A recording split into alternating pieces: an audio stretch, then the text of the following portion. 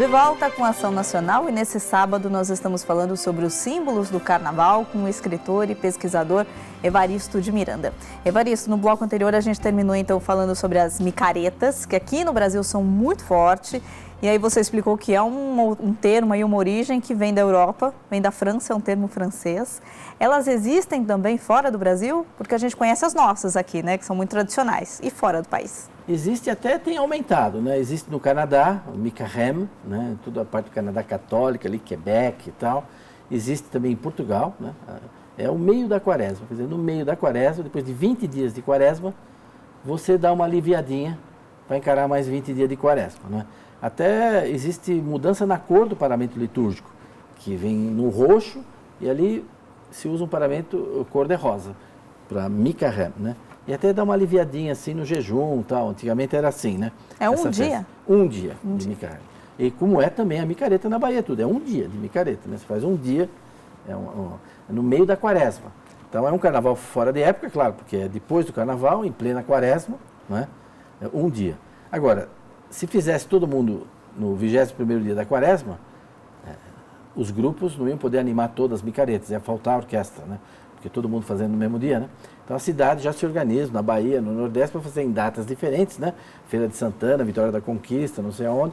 Então você faz em datas diferentes e acaba tendo quase todo final de semana micareta pelo Nordeste, num monte de cidades, né? Sobretudo do interior, né? Nas capitais você não assiste tanto, não se fala de micareta, né? É uma coisa mais assim do interior. Micarem, metade da quaresma, meio de quaresma. E aí, com essa organização de cada bloco, cada cidade, fazendo um dia, o carnaval vai cada vez se distanciando mais da igreja, das festas litúrgicas, afinal, está no meio da quaresma, que é um período um pouco mais de reflexão. Um pouco mais não, de muita reflexão. Dentro da igreja acho que é o período deveria ser o período de maior reflexão. Em que momento que o carnaval começa a se distanciar tanto da igreja e vira o que hoje a gente vê, não tem nada a ver com a festa litúrgica, né? Mais um período de profanação, um período caótico, como você falou. Eu acho que se tem responsabilidade nisso é da Igreja Católica, né? Porque a igreja se afastou da quaresma, né? A igreja não prepara a quaresma. E hoje a quaresma foi reduzida a um negócio brasileiro que chama campanha da fraternidade, né? Dá a impressão que a gente fez a quaresma para fazer a campanha da fraternidade. A campanha da fraternidade não tem nada a ver com a quaresma, entendeu? Como que a gente reduz a quaresma, quer dizer, um dos períodos mais sérios, né, de conversão pessoal, né? Porque o que é a quaresma? Jesus teve a sua quaresma, ele é batizado e logo depois ele vive a quaresma dele, 40 dias no deserto, onde ele prepara a terra interior dele para dar frutos, né? E sai e termina na Páscoa, né? Então é um momento de preparar a nossa terra interior, né? De tirar as ervas daninhas, as pedras, os espinhos, de se aperfeiçoar. É um tempo de conversão, como no trânsito, né? Conversão à direita, conversão à esquerda. Você muda a direção que você estava indo, que estava errada. Então, esse período seríssimo, né? Tem um equivalente, alguma simetria também com a Techuvá, né? No judaísmo, tudo. Esse período de conversão, ele foi no Brasil escanteado, entendeu? Pela igreja, assim, em muitos casos. São poucas, assim, as comunidades, né? As dioceses que realmente se concentram na quaresma. Fica ligada à campanha da fraternidade, que tem como tema a sanidade, o esgoto, né? Então você fala, puxa, ligar o esgoto com a paixão de Cristo não é simples assim, né? Não que os temas não sejam relevantes, nada disso, mas é uma coisa que começou lá no Rio de Janeiro, né? E hoje virou, e hoje é feito tão mecanicamente, você vê os textos base, né? É uma coisa muito primária, né? Sem referência séria teológica, sem referência séria com a história, né? Dá a impressão que a igreja começou no Concílio Vaticano II, quer dizer, esquece a história da igreja, não tem nada. Então a igreja, ela largou a quaresma, assim, não toda, é claro, né? Mas muito largou. Mas hoje a campanha da fraternidade com aquelas músicas horrorosas, falando de metodologia, de método, cada rima, cada coisa, música que não passa, né? Não fica, né? Pelo contrário, apaga as músicas mais conhecidas da igreja. Então, eu acho que quem profana a quaresma é, em primeiro lugar, a própria Igreja Católica. Tem feito isso sistematicamente, continua acontecendo isso. E é claro que, então, bom, o carnaval ele tem todo espaço mesmo para ocupar Porque se houvesse um clima de sacralidade, né, é claro que isso, bom, estaria, eu acho que, muito mais contido, né? Então, não é para criticar o carnaval, a gente tem que criticar a igreja. E se tem uma penitência a ser feita na época da quaresma, eu acho que é essa, entendeu? Da gente não vivenciar seriamente o período da quaresma. Mas não justifica também os excessos que acontecem no carnaval, porque a gente vê muita coisa de excesso no carnaval, principalmente dos jovens aí, que tem consequências seríssimas depois mais para frente. Claro, mas isso é uma questão social, né? Sim. É uma questão social. Agora, a igreja antigamente, você tinha o sermão da 50ª, você tinha o sermão da 60ª, que é o sermão mais famoso do Padre Vieira, é o sermão que abre toda a obra, os 15 volumes de sermões do Padre Vieira, que ele mesmo editou, revisou 2 vezes, então, direitinho, do jeito que ele queria. Ele colocou, abrindo todos os seus sermões, o sermão da 60ª, que é um sermão de preparação da quaresma, né? Em cima da parábola do semeador, né? Então, assim, o nosso semeador, em vez de ele sair semeando, ele sai defendendo uma causa aquele ano, durante a quaresma, né? E depois uma coleta no fim, né? Quer dizer, é uma coisa assim, isso pode ter o seu lugar, é claro, mas assim, na dimensão da caridade, né, talvez, mas devia ser muito menor, sabe? Eu prefiro olhar para a igreja e para as suas responsabilidades do que lançar um olhar crítico sobre coisa que é profana, é do mundo profano, não é do mundo religioso, né?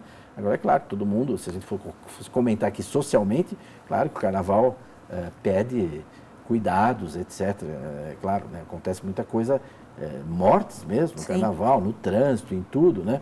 É um período que traz muita morte. Então, ao mesmo tempo, tem a vida e tem a morte andando junto, né? Sim. No Brasil, o carnaval é um período que a gente ainda está no verão, por isso que também é uma festa tão de rua e que dura aí muito tempo, mas em muitas partes do mundo, no hemisfério norte, é inverno, ainda está um período bem frio muito ali no inverno.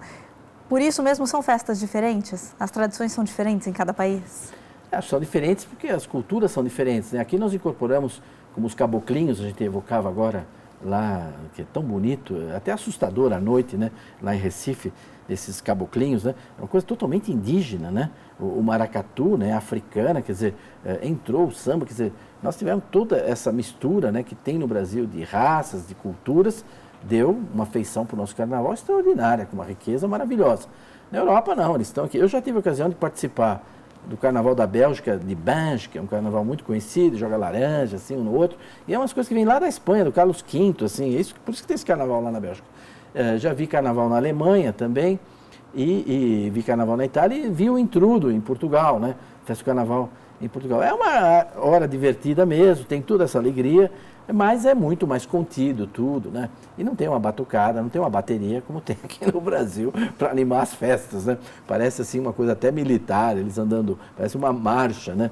Quando sai para a rua, né? Mas a população fica assistindo. Você olha o carnaval de Nice, o carnaval que eu fui mais de uma vez na França, na Côte d'Azur, claro, é um lugar onde tem Cannes, Côte d'Azur, cinema, arte, tudo, é um lugar muito ensolarado, né? Assim, meio parecido com o Rio de Janeiro, né?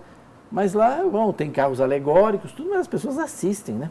Como nos Estados Unidos, um pouco as paradas participam. também. Não participa assim como a gente participa aqui no Brasil, não. Eu acho que onde mais se participa assim, carnaval, é o Intrudo mesmo em Portugal, sobretudo nas áreas rurais, né?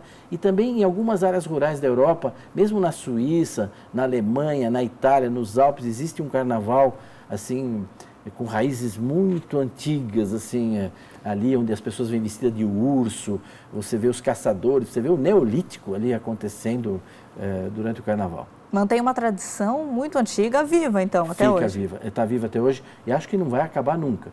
Não vai acabar nunca. Mas eles olham com admiração para o nosso e acho que também quando a gente tem a ocasião de assistir um carnaval desse, eu morei muitos anos na Europa, também era a tradição de ter um outro olhar, né? Um pouco, é a mesma razão, é a mesma época, mas numa outra cultura, num outro contexto, mas em todas essas festas, elas estão na abertura da quaresma, né? Elas terminam, não é, na terça-feira gorda, não se diz porque você come muito, gordura, né? E depois vem a quarta-feira de cinzas, né? Que é um chamado para a pessoa se lembrar, não só que ela é pó, né? Porque esse texto do Gênesis diz, considera que você é pó, lembra que você é pó e ao pó voltarás. Mas não é voltar que você vai virar pó de novo, é voltar-te, você volta-te para essa questão, olha para isso, olha para o fato que você é pó, considera isso, considera, retorna-te, né? Olha dirige o seu olhar, faz uma conversão mesmo, olha para essa, você é pó, considera isso, né? E as cinzas marcam essa quarta-feira e marcam o início da quaresma para nós, onde a gente acompanha um pouco que Jesus viveu no deserto e que o povo de Israel também viveu no deserto. Eu vou querer voltar sobre isso já no próximo bloco, mas eu queria perguntar também sobre as máscaras. Nós brasileiros conhecemos muito aqui o Carnaval de Veneza com as máscaras. Da onde vem essa tradição? Não, a tradição da máscara, ela está ligada a essa inversão de papéis, não é? A possibilidade de assumir qualquer coisa, né? De você ser qualquer coisa, né? Então você pode mudar de sexo, você pode mudar até se tornar um animal, né? Etc, etc. Agora, o Carnaval da Itália, que também é muito variado na Itália, ele é herdeiro da Commedia dell'arte, ele é herdeiro do Renascimento, né? Então a gente tem uma arte mesmo na confecção de máscaras na Itália, em Veneza, que é uma coisa extraordinária, né? E máscaras feitas às vezes de porcelana, feitas com pinturas muito sofisticadas, né? São obras de arte mesmo. São obras de arte, as roupas das pessoas, tudo, é uma coisa muito refinada. Ali não dava para desfilar com uma escola de samba, entendeu? Você vai estragar tudo aquilo. Aquilo pede um outro tipo de música, um outro tipo de comportamento, né? Mas é muito artístico também, é de uma beleza. Muita gente vai ao Carnaval de Veneza, que é um carnaval único também, por quê? Pega toda a história do Vêneto, a história de Veneza, dessa cidade tão fantástica, né, a qual a gente deve muita coisa, e cuja ruína foi provocada por Portugal ao descobrir o caminho para as Índias. A gente vai para mais um intervalo aqui na Nacional. No próximo bloco a gente volta a conversar então sobre os símbolos do Carnaval. Até já.